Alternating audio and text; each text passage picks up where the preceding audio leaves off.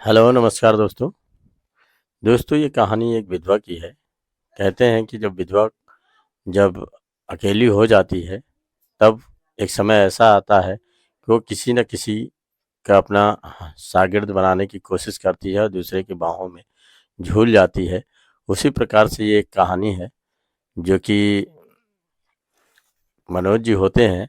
और ये इनकी पत्नी जो होती हैं, क्या नाम है, ममता होती हैं। ये और इनका एक बेटा होता है और ये बहुत ही अच्छा से इनका परिवार चल रहा होता है। एक दिन होता क्या है कि जल्दबाजी में मनोज जो है अपनी बाइक निकालता है और निकालने के बाद ऑफिस जाने की तैयारी में रहता है और कुछ दूर जाता है।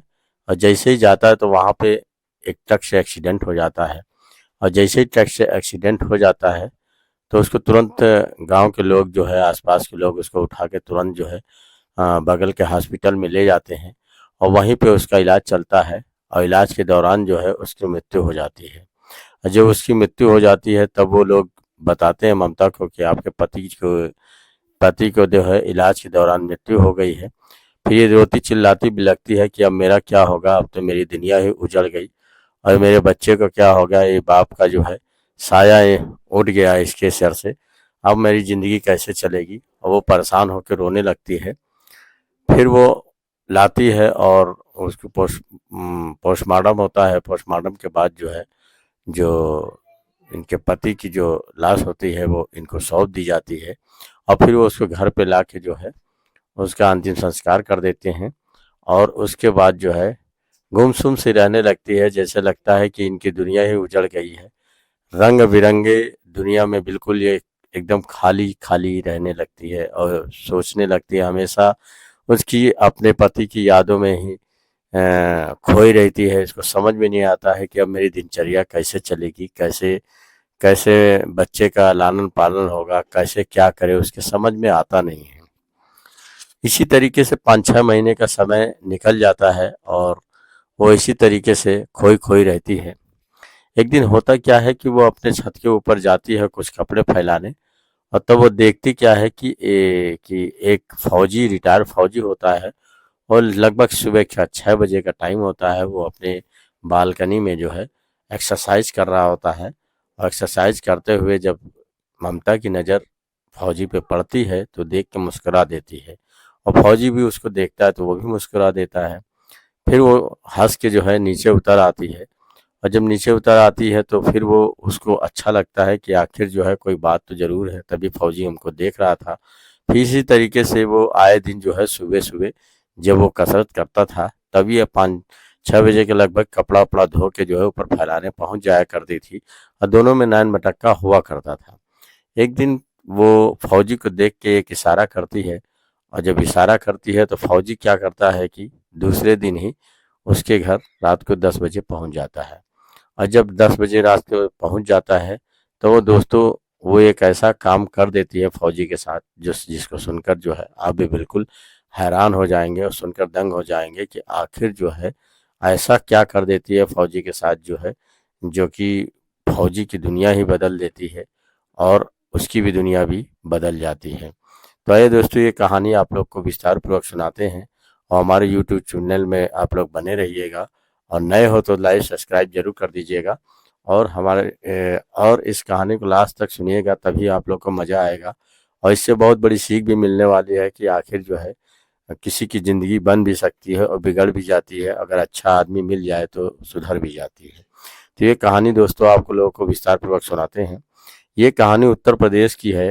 उत्तर प्रदेश के जौनपुर के एक छोटे से कस्बे की है। वहीं पे दो दंपति रहते थे और ममता और मनोज, इनकी जल्दी ही शादी हुई थी। 2 साल शादी के हो गए थे। इनका एक बच्चा रहता है और इनका परिवार हंसता खेलता, बहुत ही अच्छा परिवार चल रहा होता है। हंसते खेलते इनकी ज़िंदगी अच्छे से कट रही होती है। एक दिन होता क्या है कि ये अपनी जो है बगल के ही ऑफिस में ये काम कर रहा होता है। वहीं पे इसका आना जाना रहता है, अपना जाता है ड्यूटी, जाता है ड्यूटी से 6 बजे छुट्टी होती है, घर चला आता है। और इसके 2 भाई होते हैं। ये बड़ा भाई होता है।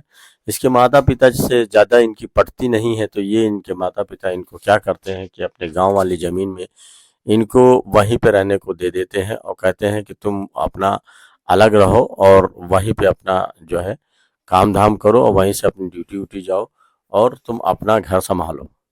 इस बात पे जो है इन्हें भी कोई तकलीफ नहीं होती है। ये कहते हैं ठीक है, मैं अपना घर संभाल लूँगा, मुझे कोई तकलीफ नहीं है, आप लोग अच्छे से रहिए। फिर इन लोगों में जो लड़ाई कहा-सुनी जो हुआ करती थी, धीरे-धीरे सब सब जो है रफू-चक्कर हो जाता है, सब आपस में मेल-व्यवहार से रहने लगते हैं। लेकिन ये जो है अपने कुछ समय बीता होता है, 2-3 महीने का समय बीत जाता है इसी तरीके से और अच्छे से ज़िंदगी चल रही होती है। एक दिन जल्दबाजी में ये क्या करता है कि जल्दी-जल्दी अपना बाइक निकालता है और बाइक निकाल के कहता है कि आज ड्यूटी की बहुत देर हो गई है और तुम जल्दी मेरा खाना पैक कर दो और थोड़ा मुझे आज जल्दी जाना है। आज मुझे बुलाया गया था जल्दी, आज उतना ही देर हो गया है। तो ये जल्दी से क्या करते हैं कि अपना कपड़ा-तपड़ा पहनते हैं और टिफ़िन लेते हैं और लेने के बाद तुरंत गाड़ी निकालते हैं और ऑफ़िस की ओर जाने लगते हैं। आधी दूर ही पहुँचते हैं तब तक एक उधर से एक ट्रक आ रही होती है, वो इतनी ज़ोरदार टक्कर मारती है कि वहीं पे ये ढेर हो जाते हैं और उनके सर में काफ़ी चोट आ जाती है। स्थानीय लोग आपस में दौड़कर आते हैं और आने के बाद इनको हॉस्पिटल में ले जाते हैं, ले जाने के बाद एडमिट कर देते हैं। एडमिट करके ममता जी को बताते हैं कि आपके पति का एक्सीडेंट हो गया है, आप बहुत सीरियस है, आप जल्दी चले आइए। ममता जैसे जो सुनती है, चीखती चिल्लाती हुई आती है। आने के बाद इसको बताया जाता है कि आप परेशान ना होइए, आपके पति को जो है अभी ब्लड चल रहा है और ग्लूकोज भी चढ़ रहा है और धीरे-धीरे ये ठीक हो जाएँगे, आप परेशान ना होइए। लेकिन सीरियस इतनी तबीयत इनकी ज़्यादा हो जाती है कि इनको फिर होश ही नहीं आता है और फिर पता चलता है कि इनकी मौत हो गई है। और जब ये मर जाते हैं तो इनकी इनकी पत्नी को जब बताया जाता है तो वो सोच के बिल्कुल सर पे हाथ धर के रोने लगती है, कहने लगती है कि अब मेरी ज़िंदगी का क्या होगा, मेरे बच्चे का क्या होगा, उस पे तो पिता का साया उठ गया, अब मेरी ज़िंदगी लुट गई, मैं बर्बाद हो गई, अब मुझे क्या, अब मेरी ज़िंदगी बेरंग हो गई, खूब चिल्लाती है, चीखती है। लेकिन फिर होनी को कौन टाल सकता है। सब लोग समझाते हैं कि बेटी आखिर जितनी दिन की ज़िंदगी तुम्हारे साथ लिखी थी उतने दिन इन्होंने तुम्हारे साथ ज़िंदगी जिया, अब क्या कर सकती हो, चलो कोई बात नहीं, अब तुम अब तुम इस बच्चे को ही ध्यान से अपना जो है देख रेख करो। फिर उसके माता पिता कहते हैं कि ठीक है। कुछ दिन के बाद जो है कुछ समय जब बीतता है तो उनके माता पिता कहते हैं कि देखो बेटी, ऐसा है कि अब तुम दूसरी शादी कर लो, क्योंकि कब तक कोई एक के सहारे, अभी तुम्हारे पास एक ही बच्चा है, अभी पूरी तुम्हारी जवानी अभी कितने दिन हुए थे, अभी पूरी ज़िंदगी काटना है, किसके सहारे काटोगी इतनी बड़ी ज़िंदगी, और तुम शादी कर लो। तो ये कहती है कि पापा मम्मी अभी मैं शादी बिल्कुल अब नहीं करूँगी, अब मैं ऐसे ही रहूँगी, अब मैं शादी बिल्कुल नहीं करूँगी क्योंकि मेरा शादी से दिल भर गया है। फिर वो क्या करती है कि वहाँ से चली आती है और जब भी पैसा वैसा की ज़रूरत पड़ती है अपने माँ बाप से जाके मांग लाती है। तो माँ बाप कहते हैं कि देखो बेटी, जब तक हम लोग हैं तब तक तो तुमको दे रहे हैं, एक समय ऐसा आएगा जो हम लोग भी नहीं रहेंगे तो तुमको देने वाला कौन होगा, थोड़ा ध्यान से सुनो और मेरी बात पे गौर करो कि कोई जीवन साथी चुन लो तुम भी। तो ये तो बात ममता को भी समझ में आ जाती है कि बात तो ये मेरे माता पिता सही कह रहे हैं, जब तक जिंदा है तब तक तो कभी कोई दिक्कत नहीं हो रही है, लेकिन जब एक दिन नहीं रहेंगे तब तो दिक्कत होने लगेगी, यही सोच रही होती है। तो ऐसे ही आके कुछ दिन का समय ऐसे बीतता है। एक दिन क्या करती है कि छत के ऊपर जाती है, वहीं पे कपड़ा फैला रही होती है, तब तक देखती है कि एक रिटायर फौजी जो है अपने बालकनी में जो है कसरत कर रहा होता है और अपनी बॉडी बना रहा होता है। तो उसको देख के उसके ऊपर बिल्कुल मुग्ध हो जाती है और देख के हंसने लगती है। इस पे फौजी देखता है तो वो भी मुस्कुरा देता है और उसके बाद फिर वो चली आती है नीचे। तो उसके मन में कुछ न कुछ उमड़ने लगता है कि जरूर कोई ना कोई बात है, तभी वो देख के मुस्कुरा रहा था फौजी। और फौजी भी सोचने लगता है कि आखिर ये मुझको देश को हंसी क्यों। फिर वो क्या करती है कि जब भी वो सुबह सुबह कसरत करता था उसी टाइम ये कपड़े कपड़े जो है धोकर फैलाने पहुंचती थी और वहां पे झाड़ू उड़ू लगाने लगती थी। एक दूसरे को जब देखते थे तो वो मुस्कुराने लगते थे। तो इसी तरीके मुस्कुराहट में एक दिन उसको जो है ममता उसको अपने ओर इशारे करती है, तो वो तुरंत समझ जाता है कि आखिर बात जरूर कुछ है। वो दूसरे ही दिन 10 बजे रात में ममता के घर जाके सीधे पहुंच जाता है और ममता से कहने लगता है कि आपने मुझे कुछ इशारा किया था, मैं समझ गया था, लेकिन अब मैं आपसे क्या कहूँ। मैं जानता था कि आपसे जो है रात में ही मुलाकात करनी पड़ेगी, क्योंकि दिन में अगर मुलाकात करूंगा तो कोई ना कोई देखेगा तो बदनामी होगी। तो इस बात पे वो तुरंत जाती है, चाय बनाती है और बैठाती है, कहती है कि तुम मुझे बहुत अच्छे लगते हो और बहुत ही कसरत करते हो, आपकी बॉडी शॉडी बिल्कुल बल्ले सल्ले बने हुए हैं, लगता है कि हाँ वाकई कोई मर्द हो। तो इसी बात पे वो भी बड़ा खुश हो जाता है। वो कहता है कि देखो तुम मेरी क्या तारीफ कर रहे हो, हम लोग के तो ऐसे बल्ले सल्ले होते ही हैं, तभी तो हम लोग देश की रक्षा करते हैं। और तुम्हारी भी खूबसूरती बहुत ही अच्छी है, तुम देखने में बहुत अच्छी लगती हो, लगती ही नहीं हो कि तुम विधवा हो और अभी एक बच्चे की माँ हो, बिल्कुल जवान तुम भी बनी हुई हो। तो इस बात पे दोनों एक दूसरे से बात कर रहे होते हैं, प्यार भली बातें करते हैं। फिर इन दोनों में उत्तेजना चालू हो जाती है और ये एक दूसरे से शारीरिक संबंध बनाने लगते हैं। और जब शारीरिक संबंध बना लेते हैं तो 1 डेढ़ घंटे तक शारीरिक संबंध बनाने के बाद जब थक जाते हैं तो वहीं पे ये सो जाते हैं। सोने के बाद जब सुबह 5 बजे फौजी उठता है, उठने के बाद तुरंत अपने घर की ओर निकल जाता है कि कहीं बदनामी ना हो, कोई देख ना ले। फिर धीरे धीरे ये लोग जो है इसी तरीके से जब भी उसकी फौजी की ज़रूरत पड़ती थी या जब भी उसे मन करता था तो वो अब इनके पास समय बिताने के लिए चला आता था। तो वैसे ही जो है जब आए दिन इन लोगों का यही खेल बन गया था, रोज ये लोग अपनी जो है शारीरिक संबंध बनाते थे और अपनी इच्छाओं को पूरे किया करते थे।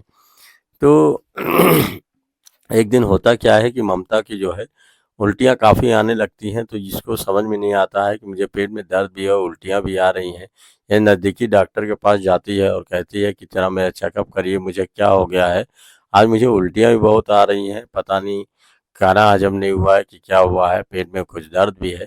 तो डॉक्टर उसका अल्ट्रासाउंड करते हैं और उसकी रिपोर्ट जब देखते हैं तो वो बताते हैं कि आप तो 3 महीने की प्रेग्नेंट हैं। तो वो सुनती है तो उसके पैरों तले ज़मीन खिसक जाती है और सोचने लगती है कि अब मैं दुनिया को क्या बताऊंगी, लोग जानेंगे तो क्या कहेंगे कि मैं विधवा होते हुए भी जो है लगता है किसी से शारीरिक संबंध बना रही थी। वो सोच कर चिल्लाने लगती है और सर पीटने लगती है कि अब मैं क्या करूंगी, अब तो मेरी बहुत बदनामी होगी। वो तुरंत फौजी के घर जाती है और जाने के बाद कहने लगती है कि आपने तो मेरी दुनिया ही उजाड़ दी, मेरी ज़िंदगी ख़राब कर दी। कहते क्या ऐसा क्या हुआ? कहे कि अरे आप जानते नहीं कि मैं 3 महीने की प्रेग्नेंट हूँ। तो कहते अरे इसमें क्या बात हुई, प्रेग्नेंट हो तो क्या हुआ?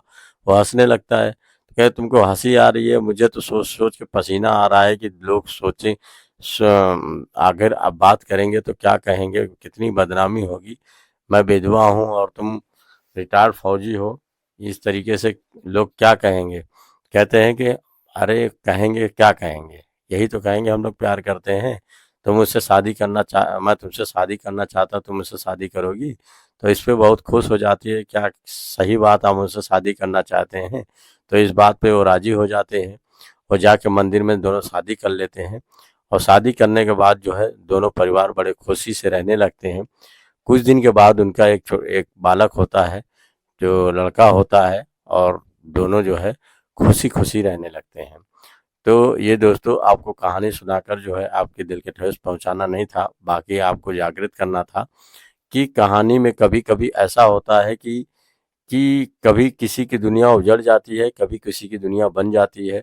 जैसे इन दोनों को जो है दोनों, उनकी पत्नी नहीं थी, उनके पति नहीं थे, दोनों विधवा थे और इन दोनों का प्रेम एक दूसरे से आकर्षित होता है, फिर दोनों का घर बच जाता है और इससे दुनिया खुशहाल हो जाती है। तो कभी कभी दोस्तों बहुत ही अच्छा ही होता है, और अगर अच्छा होता है तो सब कुछ अच्छा ही रहता है। नमस्कार दोस्तों, धन्यवाद।